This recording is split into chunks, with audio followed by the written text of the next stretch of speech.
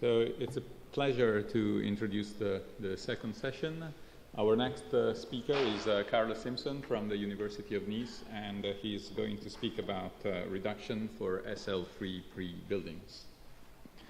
Okay, thank you very much. So I'd like to thank the organizers for the opportunity to speak here. So what I'd like to talk about is the case of SL3, buildings or pre-buildings, harmonic maps to them, and something about the relationship between that theory and WKB approximations. I think it was mentioned in the previous talk that we understand the case of SL2 considerably better than the case of SL3. And so this is joint work with Lyudmila Katsarkov, Alex Knoll, and Pranav Pandit. So we're interested in looking at higher rank cases, and it turned out that the next case we could do was SL3. I think we'll see there's some special properties of SL3 which make it so that it's a little bit like the case of SL2.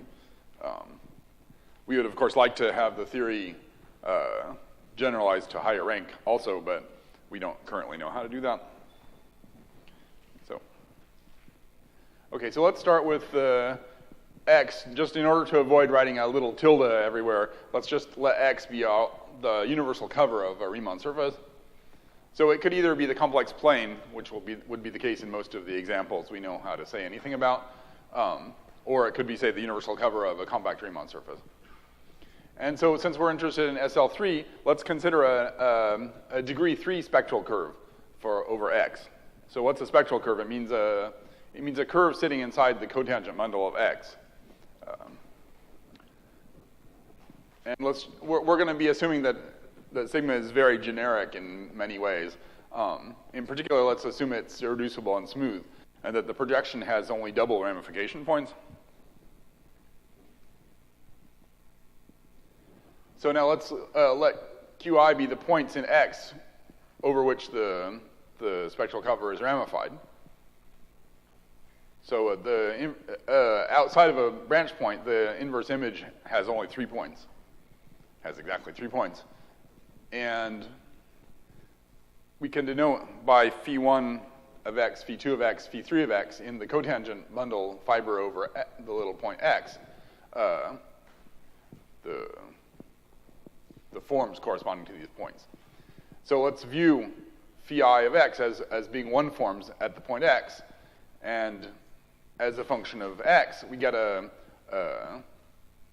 section of the cotangent bundle which are holomorphic one forms. Okay. So the spectral curve has monodromy as you move around in the base. So as we move around in the base, typically as we go around a point Qi, the phi are going to interchange by a permutation. And let's make an additional assumption that the sum equals 0. That's not a major assumption, you might say. That corresponds to having a spectral curve for SL3 rather than GL3. So now we'd like to look at the real differential forms, the real part of phi I, and in fact, more specifically, their differences. I have to say that I don't know how to follow the physics stuff that we saw this morning. But I think that the phi ij, the real part of phi ij equals 0. It actually corresponds to the condition which we saw with the film from Humphrey Bogart, which was something rather being parallel to the phase, which was called zeta this morning. So I guess the phase here is, we're just choosing the phase to be 0. You could rotate everything by multiplying by e to the I minus I. Zeta, for example. So when we think of the real part of something, just think of that as being corresponding to choosing a phase which by rotating, we put equal to phase 0.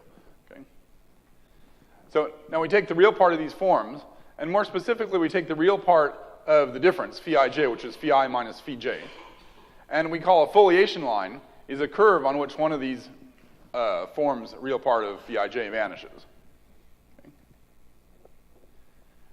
Now, a foliation line is going to be labeled by the pair ij, because remember we have 3 indices, 1, 2, 3. So ij are two of those indices, there's a third index, which is not one of those two. So there are three pairs ij up to inversion. A foliation line, if we change ij for ji, that's going to be the same foliation line.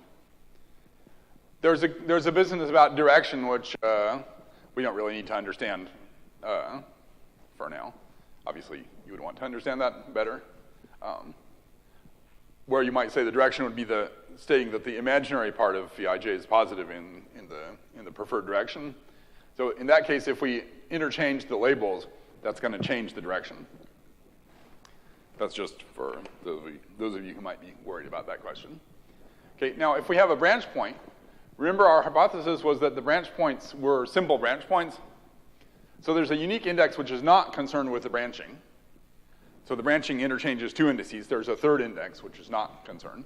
And the indices ij are going to be interchanged as we go around the branch point. So now we can draw the picture of the ij foliation lines near the branch point. Near the branch point, we can just forget about the phi k, and we just think of phi ij and phi ji. Those basically form a quadratic differential. So the picture we get is just the standard picture for the foliation lines near a singularity of a quadratic differential. The condition that the branch points be simple ramification points means that the quadratic differential has the simplest possible singularity, which looks like that. So those are the foliation lines. And now one of the main aspects of this, for just geometrically speaking, is that there's three foliation half lines that come out of the branch point. So we're gonna call those the singular foliation lines. Now, Greg Moore, who you heard this morning, and Gayotto and Knightsky defined a subset of our Riemann surface X, which they call the spectral network. And their subset starts by using the singular foliation lines. Okay. So the start of the spectral network, a piece of the spectral network is going to start at a singular point and go out along one of these singular foliation lines. Now, in the case of SL2, that's pretty much all that you have to say. The spectral network is just obtained by looking at those foliation lines as you integrate them out. So the new thing that happens starting with SL3 and for all higher ranks, and which doesn't happen in the case of SL2, is that Gayotto, Moore, Knightsky add new foliation lines in the spectral network starting from what they call collision points. A collision point is a point where two of the spectral network lines come together.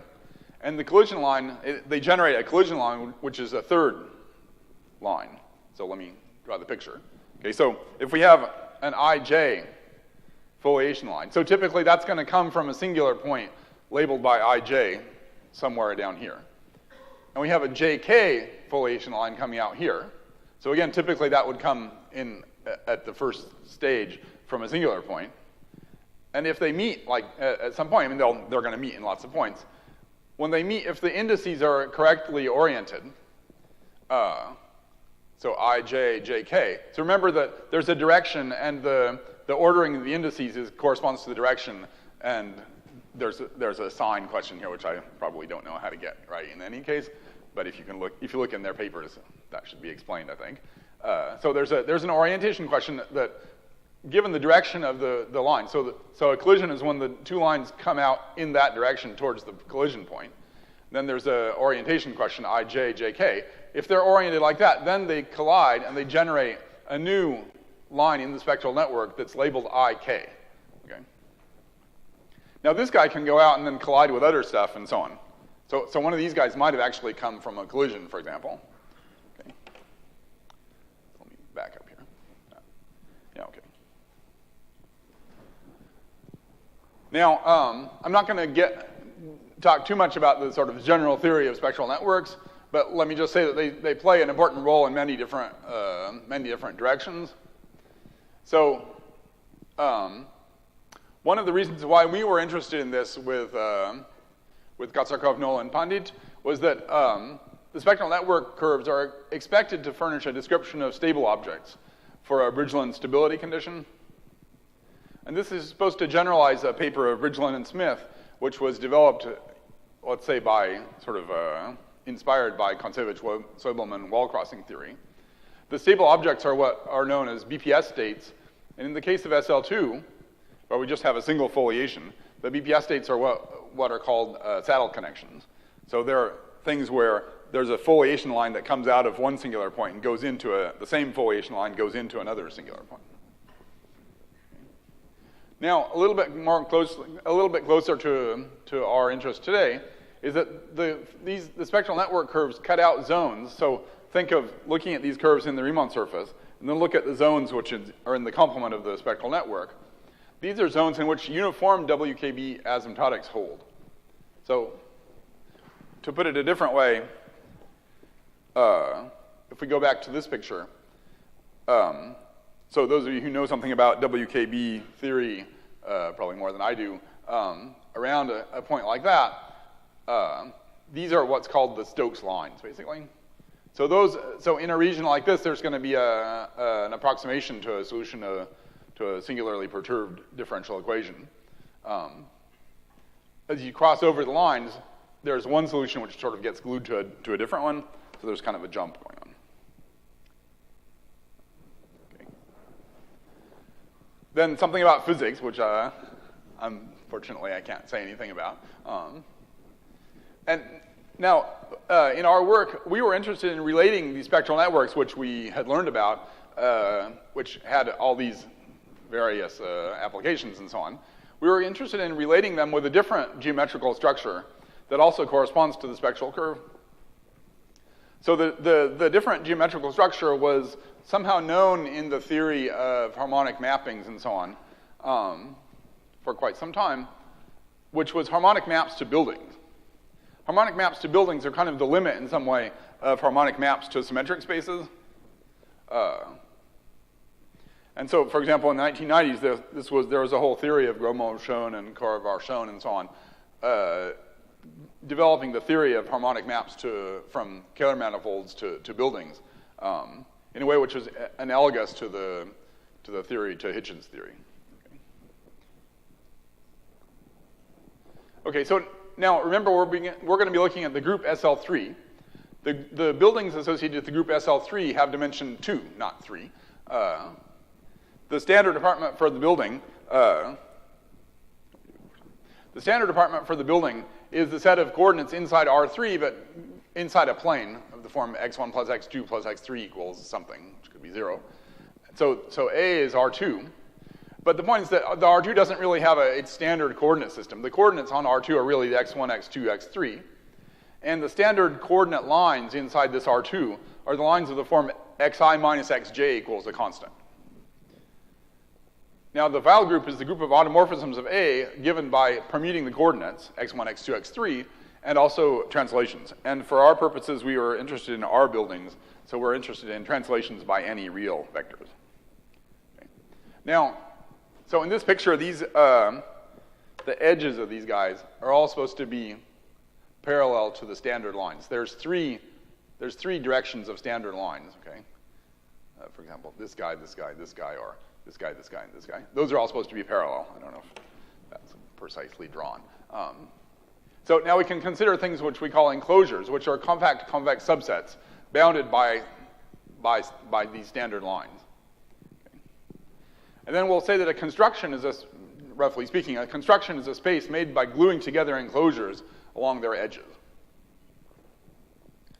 The standard department, which is the full R2, is also a construction because we can tile it in however you want using, say, triangles or hexagons or something like that, or parallelograms. There's lots of different ways of tiling. I mean, the different tilings give the same construction, okay?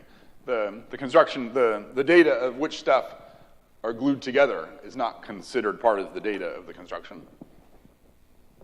More precisely, we think you can make the theory of constructions being sort of a sheaf on the site of enclosures. But, now, how is all this related to harmonic maps? So let's get back to our Riemann surface X, and suppose we have an open set in X, and we have a map from U into A.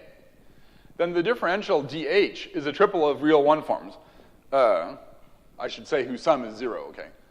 remember that the coordinates on A are x1, x2, x3. So the differential is a triple of real one forms whose sum equals 0. Okay. If you change coordinates on A, then it's going to change the triple. Translation doesn't change the differential. So it's just going to change that triple of one forms by permutation. So now it makes sense to compare our two types of data here. We have two types of data which are a triple of one forms that's well defined up to permutation. One of them came from the spectral curve, and the other came from a map from U into A.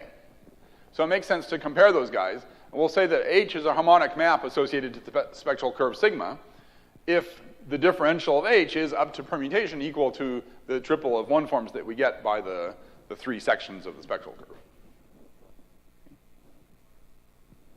Now, that's just the local picture. Globally, an affine building, Brouhat-Titz building, associated to the apartment A and its file group W, is a construction which, roughly speaking, is a negatively curved space provided with some sort of distinguished subsets which are isomorphic to A. Those charts are called apartments. And one of the basic properties is that the intersection of two apartments should be a convex enclosure. I guess, well, I said compact for enclosure, so here maybe a star is possibly non-compact enclosure. And the gluing transformations are given by elements of the Weil group. Now, to be a building, you have to, so a building is a set with a collection of charts satisfying this gluing property. Then there's a lot of axioms. There's lists of axioms that you need to satisfy to be a building. So let's suffice to say that one of the main properties is the fact that it's negatively curved. And another of the main properties is the following. We'll get to that in the next slide.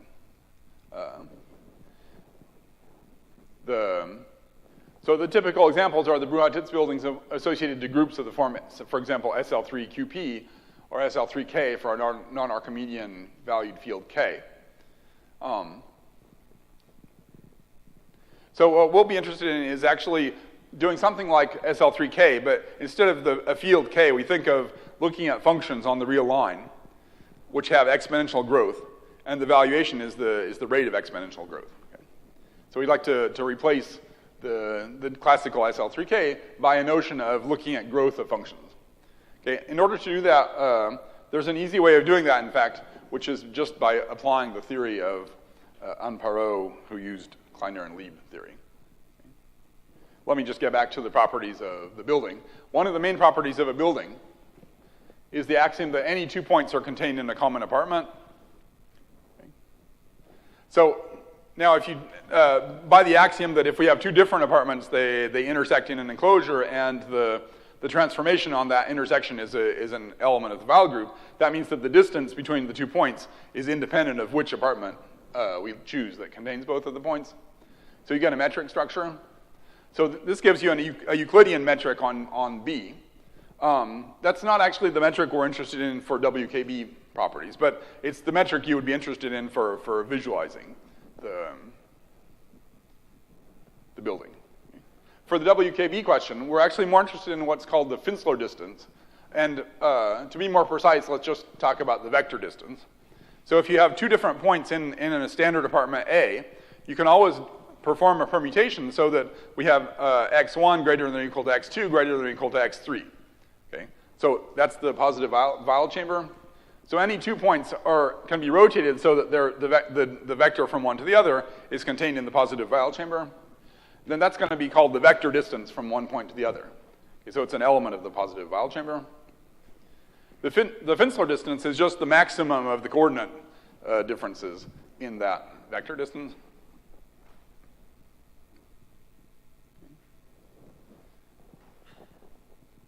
Now, suppose we have a building. What's a sigma harmonic map to the building? It means it's a map from X into B, such that for any point, except maybe a discrete set of singularities, there's a neighborhood of the point and an apartment such that, I guess, excuse me, I should probably have erased that discrete set of singularities, but in fact, any point should have this property. There's a neighborhood, any point has a, let's see. No, sorry. I should just add continuous, sorry. So it's a continuous map such that outside of a discrete set of singularities, any point x has a neighborhood such that on the neighborhood, it goes into a single apartment. Okay? The H sends our neighborhood U into some apartment of the building. And that map to the apartment is a harmonic map in the previous sense. That DH equals this guy. Okay? So that means that locally the differential of the map is really determined by our spectral curve. And so our question is, how can we understand the sigma harmonic maps? So we have the spectral curve. We'd say, okay, suppose we have a map which satisfies that property. How can we understand that geometrically? Now, what's the motivation? The motivation for that comes from the WKB problem. So the WKB problem is, suppose we have a vector bundle. Suppose we're given a connection to start with. And suppose we're also given a Higgs field. A Higgs field is just an endomorphism tensor omega 1x. Then we can define a new connection, nabla t equals nabla 0 plus t times the Higgs field. I think we saw this in the previous talk. Now, for any complex value of t, we get a connection, a flat connection since we're on a Riemann surface.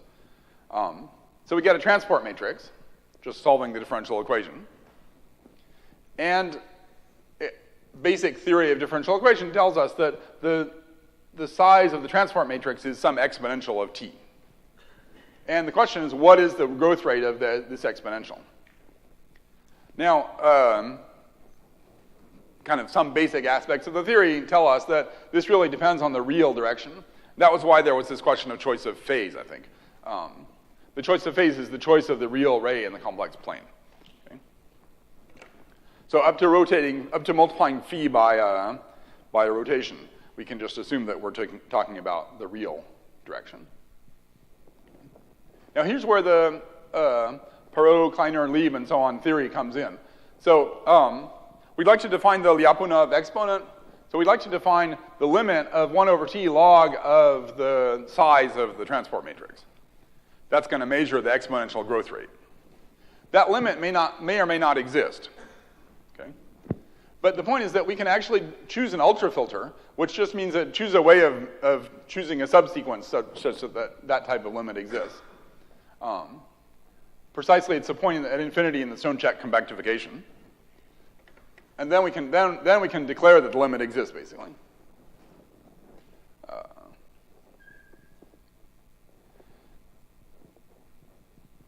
Now, in the SL3 case, one of the things which makes things slightly easier, although this is not essential, but just easier to explain, is that the vector exponent is actually determined by the exponent in the sense that if we take the exponent from p to q, if we take the exponent from q to p, it's actually it's going to be the transport matrix is the inverse. Okay, so the size of the sort of the smallest eigenvalue, the size of the smallest eigenvalue is going to be 1 over the size of the biggest eigenvalue, basically. So this defines us the vector exponent by the conditions that the maximal element is this exponent, the minimal element is minus the exponent for the transport qp, and staying that the sum of the three coefficients is 0 tells us what the vector exponent is.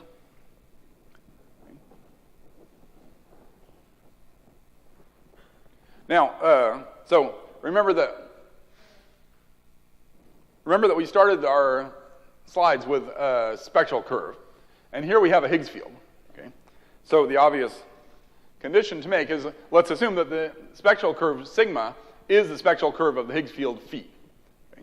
That just means that the phi I, these one forms, are just the eigenforms of this matrix, capital Phi. Now the theorem so we kind of gleaned this theorem from Anne Perot's papers. We just sort of added a little groupoid feature to the discussion.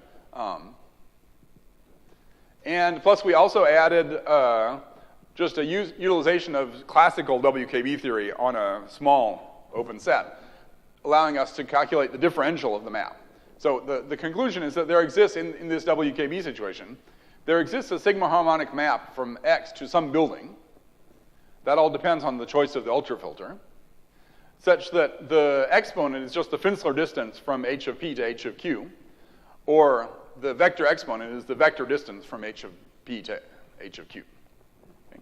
So this is kind of the key thing which tells us that the exponent in WKB theory is related to harmonic maps to a building. I should also point out that more recently, so we formulated the question in our paper, more recently Takuro Mochizuki proved the same statement for the Hitchin equations. So you can formulate a very analogous question here. Suppose instead of a family of connections, suppose we look at a family, just the family of Higgs fields T phi. Then we get a family of Higgs bundles, and we can ask about the monodromy. Okay. And Mochizuki's work was motivated by recent work of Matsuo, Swoboda, Weiss, and Witt, who give asymptotic solutions of the Hitchin equation for large values of T. So from this theorem, this is the motivation for the question, how can we understand the harmonic map to the building? Okay. So the question is, can we calculate the distances in the building? So we have to calculate the distance from h of p to h of q. Can we calculate those guys in just a geometrical combinatorial way? So let's recall briefly the case of SL2. In that case, the building is a tree, and the spectral curve is given by just a single quadratic differential, and so there's just a single foliation, which we saw in the picture. The space of leaves of the foliation is a tree. You have to be a little bit careful. So we take the space of, say, open leaves, but then glue together two leaves that join up at a singularity. Okay. You get a tree T phi, which only depends on the quadratic differential. But then you can just show that any phi harmonic map to some other tree factors through the space of leaves of the differential. Furthermore, you can also see that if the singularities, if the quadratic differential has only simple singularities, and if there are no saddle connections, which are BPS states for us, then it turns out that the factorization map from T phi to T has to be an isometric embedding. So that tells us that this space of leaves of the foliation calculates the distance. Okay? Now, our motivation for generalizing this to higher rank groups was that, on the one hand, we have this theory which relates maps to trees, for example, for SL2, and the foliation, therefore the BPS states. On the other hand, this picture, so namely the sort of special role played by these saddle connections, was one of the fundamental aspects of Bridgeland-Smith theory. So I should also say that our work was also benefited a lot from discussions with Fabian Heiden and other people about this kind of thing. So our goal is to have a similar theory for SL3. So now, instead of having a single foliation, there's three foliations, because we have Rij equals 0 for a real part of Ij equals 0 for any double Ij. We have a new sort of phenomenon that happens here, which is that there are some points in the Riemann surface where those three foliation lines might actually all be tangent. Okay.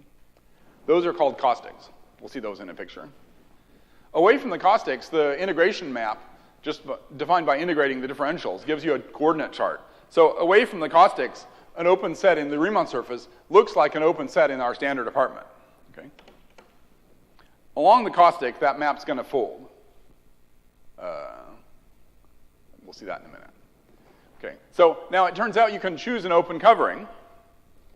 A little bit of an argument tells you that you can actually choose that open covering in a uniform way that depends only on the spectral curve.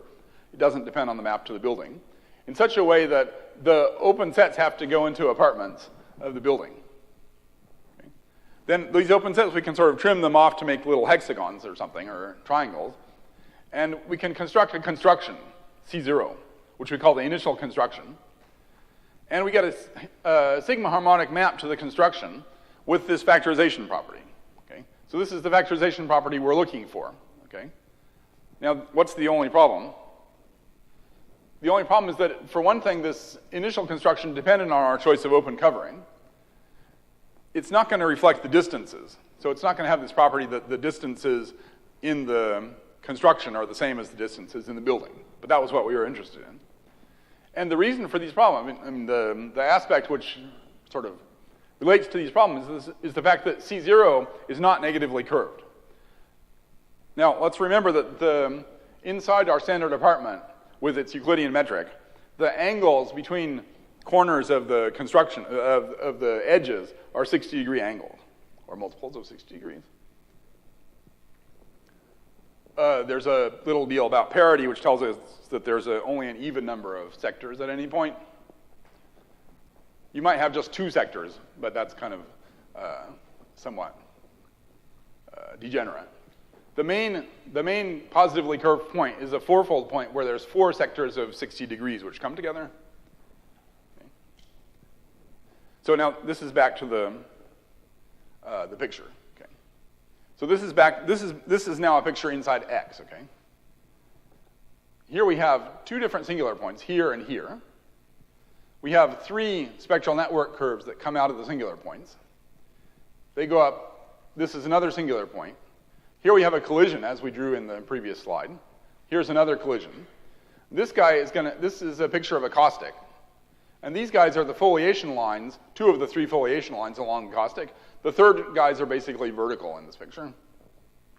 For example, this collision line is going to go through here and make a vertical foliation line. So along this caustic guy, the 3 foliation lines are going to be tangent. Now let's draw in some regions like that. And then let's look at what the image of that picture looks like inside the building. So this is typically what the image of that whole thing is going to look like in the building. So here is the image of the singular points. Here's the image of the collision point. It turns out, by our theory, as we'll see in a minute, that all of this stuff has to go to a single flat part of the building. And that starts by looking at these tan regions, where we can just see by an argument with the foliation that, for example, this point and this point have to go to the same point in the building because they're on the same pair of foliation lines. Okay. So what's happening here in this picture is that this picture is getting folded along the caustic line. The stuff up here gets identified with the stuff down here. Okay. And these tan regions in our initial construction, these are going to be the open sets in our initial construction, okay? So in our initial construction, we're going to use the integration map to define the map to the building, but just on the open subsets. That's going to identify points down here with points up here. So those tan regions get folded over along the caustic. They sort of get folded like that, okay, and pinched together. Now what happens is in the initial construction we haven't, so this picture is the picture of the map of the image in the building. But in the initial construction we haven't yet glued together all this stuff. And our goal today is basically to see why this stuff has to get glued together.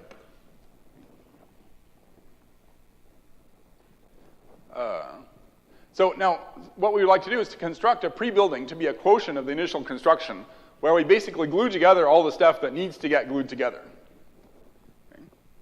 Now, this is not going to be the same as the building, because if we go back to the picture here, the building has to, this flat piece has to extend to all this region up here, too, for example, and there might be several different apartments and so on. So all the stuff up here is not going to be seen by the image of X. It's not going to be seen by our pre-building. So our pre-building is only concerned with the image of X, or possibly some little fuzz near the caustic inside the building. And our main conjecture is that under the genericity assumption, well, maybe first some genericity assumptions about the spectral curve being irreducible and smooth and so on, and having only simple singular ramification points. But the basic genericity assumption is the assumption that the spectral network of sigma has no BPS states. So our conjecture is that that's exactly the assumption that we need in order to be able to construct a pre-building, to get a map to the pre-building, with the property that for any map to a building, there's a unique factorization map which preserves the distances. So that's supposed to be a generalization of this same property for the trees. Okay? The space of leaves of the foliation defined by a quadratic differential is a tree which has this universal property. So our goal is to be able to get a similar universal property in the case of SL3 building. Now, why SL3? One of the intuition here is that in an SL3 building, which is only two-dimensional, the image of X still sort of covers a big chunk of the building. It doesn't cover everything, but at least it's going to cover sort of a full-dimensional subset. For SL4, SL5, and so on, since X only has dimension 2, then there's lots of points in the building which are not going to be at all hit by points of X. So we know less about what to do in that case. So now I'd like to just try to explain the reduction process more precisely. How to go from C0 to the pre-building. And hopefully at the end we'll be able to discuss a little bit how BPS states enter as obstructions. Okay, so now let's go back. So let me just flip back here for a minute. So let's look at this point, this green point here. Okay? So let's look at just in a little neighborhood of there. And remember that that point came from gluing together these 2 points. So both of these green points here get glued together. So our region is just going to be a region like that, which gets glued to a region like that in the original X. Okay. Now, if we look at one of those points, what happens in the initial construction? In the initial construction, we've glued together the tan region. We've glued together the pieces on the two sides of the fold in the tan regions. But we didn't necessarily glue together because we didn't. I mean, remember, our initial construction was obtained by choosing an open covering. On the open covering, we do something. But away from the open covering doesn't tell us how to glue together pieces in one open set with pieces in a different open set. Okay? The open covering, we would know how to glue together two pieces that are in the same open set. Okay? But so there's no reason to start with the two different sheets of our remote surface over here should be glued together. So the initial construction has two different parallelograms here. So that's going to correspond up here to the parallelogram that you might see right here and the parallelogram that you might see right here. Okay? Those are going to be two different pieces of the initial construction. Okay? But now notice that this point is a fourfold point. There's a cycle here of 4 sectors of 60 degrees that meet at this point. There's also some other sectors, but those we're going to chop off and throw away. It's the cycle that's posing the problem. Okay. But that's a positively curved point, and it can't actually map injectively into a negatively curved building. So something has to collapse. Now the problem here is that a fourfold cycle can collapse in 2 different ways. We can either collapse it like that, or we can collapse it like that. That's kind of, in this whole project, that's kind of our fundamental problem. So there's no unique way of saying, okay, at my point here, I knew I had to collapse these 2 pieces together. We might also have collapsed it in the other direction. Okay. So the fundamental problem in the reduction process is that we don't know how to collapse the fourfold points a priori. So it means we need to add additional data to our initial construction. So each edge of the initial construction, there's infinitely many edges, almost all of which are labeled O. But each edge of our initial construction is going to be labeled either fold or unfold. I should say before talking about folding, we would also like to trim off some stuff. So we're going to trim off the shaded pieces in the pictures. Okay.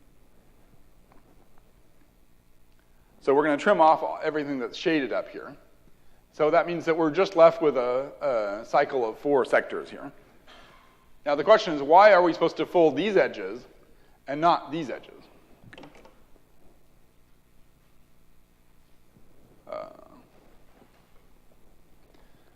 Along the process, we're also going to keep trimming off stuff so that we're going to retain the property that the construction that we get after trimming is a 2-dimensional manifold.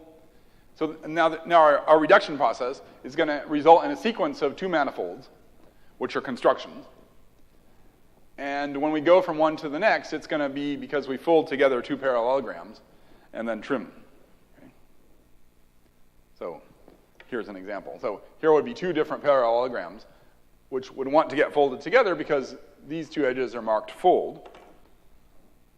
Then we fold them together, we glue them together, trim off the resulting parallelogram. So now we get a new guy which has 2 new edges here.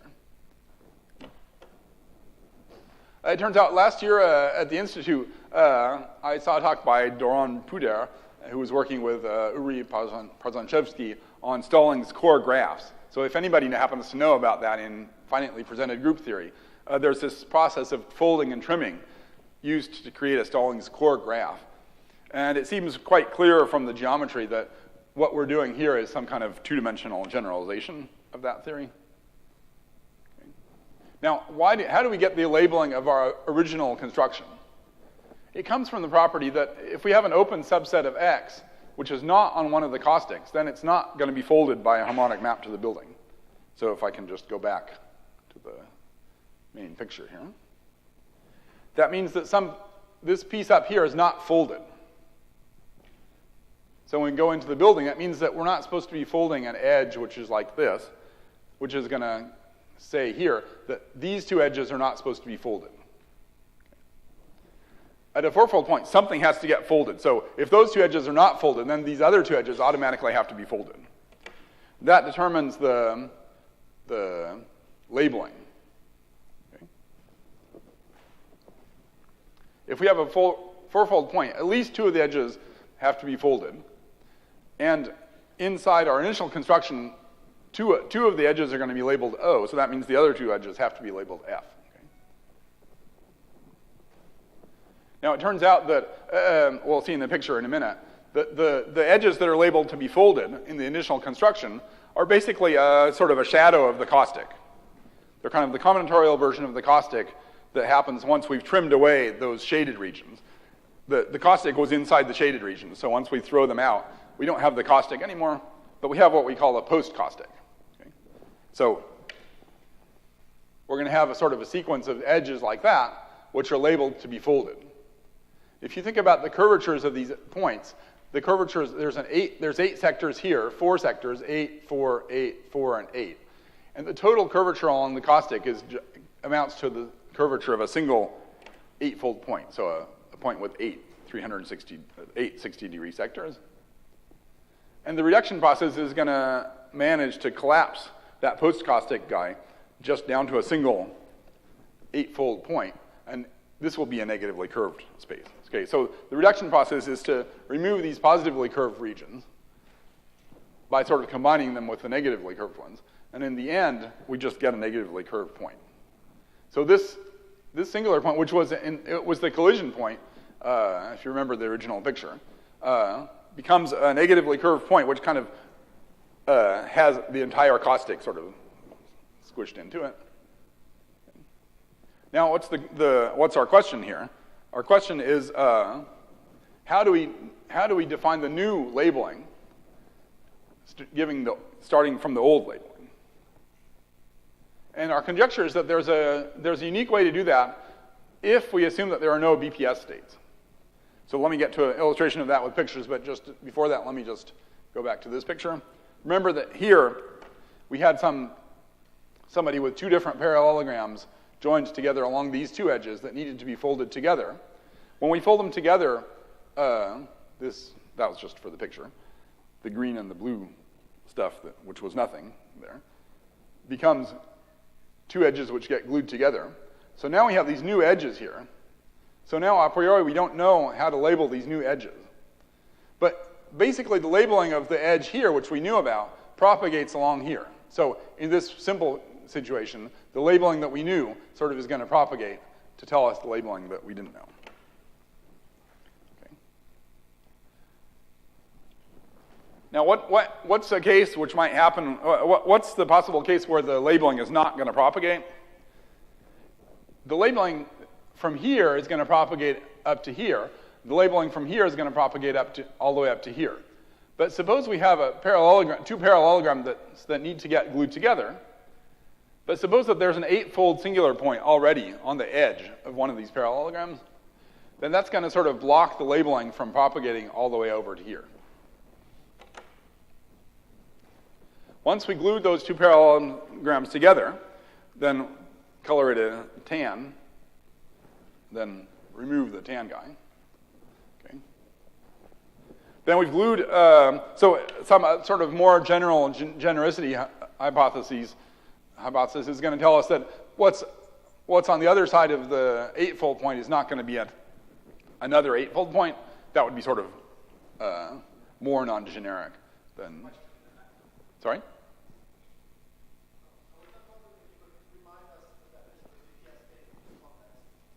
Yeah. So BPS state. So sorry, that's the kind of the slide which I forgot to do. A BPS state is just going to be a graph inside the Riemann surface.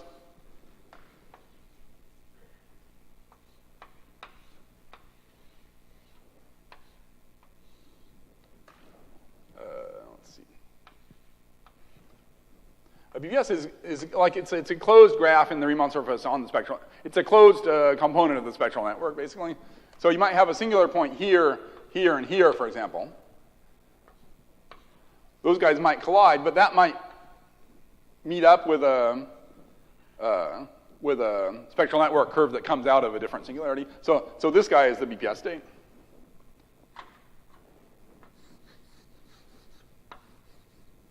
But that's what I mean by BPS state. I mean, we learned that from Gaido Mornitsky's papers. That was not a part of the discussion in Greg Moore's talk this morning. So, that's what we mean by BPS state. Okay. So now the basic idea here, before I get running out of time, is that the obstruction to knowing how to label this part of the new edge is going to be existence of a BPS state. Okay. So when we glue things together, then we glue things together, and the two parallelograms get glued together, and then they need to be trimmed off. Okay. Now we're left with a construction that looks like that. We have an edge here. We have this edge here. Okay, the labeling that we knew about here propagates all the way up to here. The labeling that we knew on edge A propagates up to the singular point. Then we have a bunch of labeling that we know on the singular points also. But we don't know how to label this guy, because this guy is a new edge which was created by gluing together this edge and this edge. So we don't know the two-dimensional piece of the construction going up to here meets up with the two-dimensional piece that going up from here, right? This part here meets up with this part here. But those guys meet up along an edge which is new, which is created, which didn't exist in the previous construction. So we don't know how to label this edge. Now, then you have to do a combinatorial calculation, and this is a conjecture, it's not a theorem. So we've done a few calculations which make it look like this is what's happening. I'm not claiming that this is a theorem.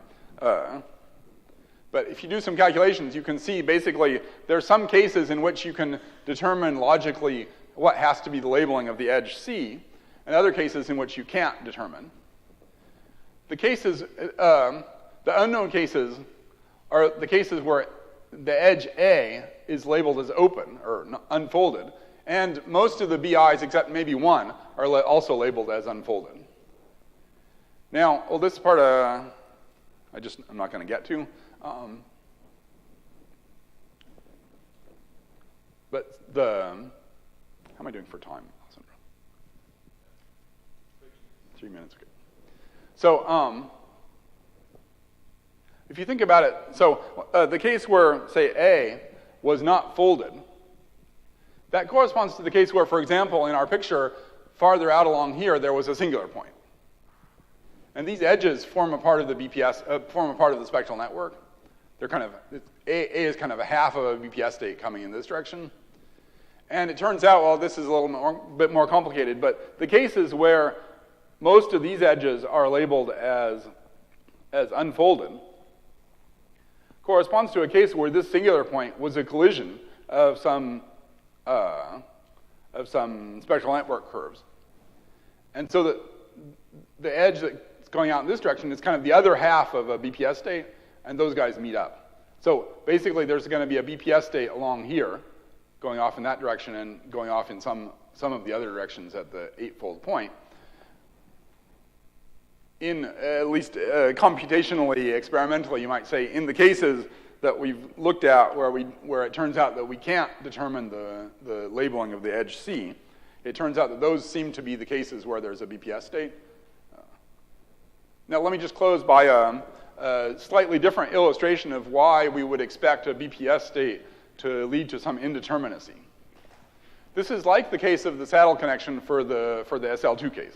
So suppose we have, in our end result of our reduction process, suppose we have two different 8-fold points, which typically might have come from, say, a collision of BPS states or something.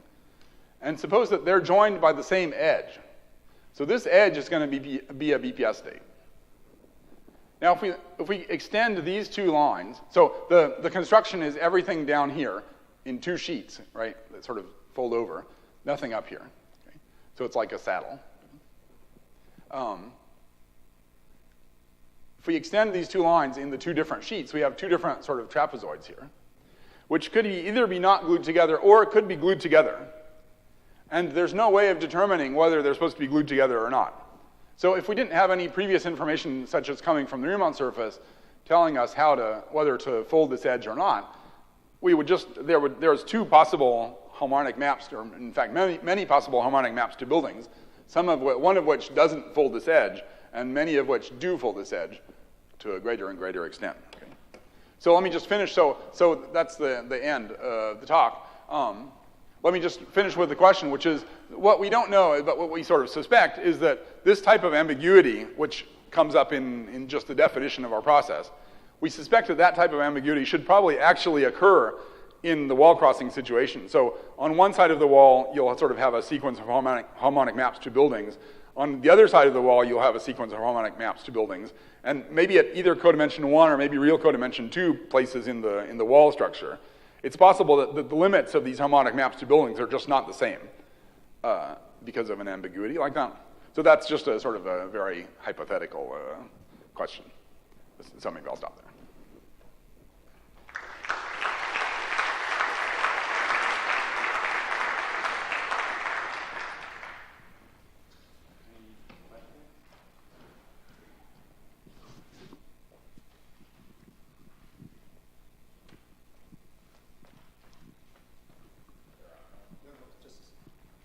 Sorry. Yeah, just going back to the very beginning of your talk. So you mentioned that harmonic maps into buildings were some sort of limit of harmonic maps into symmetric spaces. Could you clarify what limit you have in mind? Well, in some way, it comes from this this formula.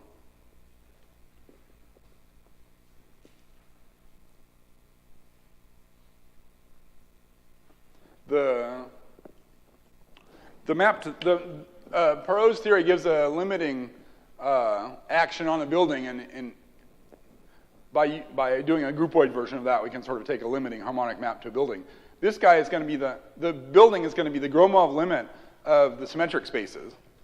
So if we take, for example, if we're looking at the Hitchin WKB problem, so we take a sequence of Higgs fields, solve the Hitchin equation, so we get harmonic maps into a symmetric space. Then do a rescaling of the metric on the symmetric space, and take the Gromov limit of those symmetric spaces. Sorry, to take what limit, sorry? Take the Gromov limit. Gromov. The Gromov limit, yeah. But for physicists, could you give some kind of... Okay, it means you scale the metric down and look at the symmetric space from really far away, okay? That's Thurston's. Okay. Let's put it this way, maybe points are sequences of points in the family of symmetric spaces, and the distance is sort of what's this exponential? It's this Lyapunov exponent. Okay, so you just scale up the image of the harmonic map so that it sits towards infinity of the basically. symmetric space. Okay, thanks. Yeah. And so then the key part of this theory is to use the choice of ultrafilter in order to define that limit.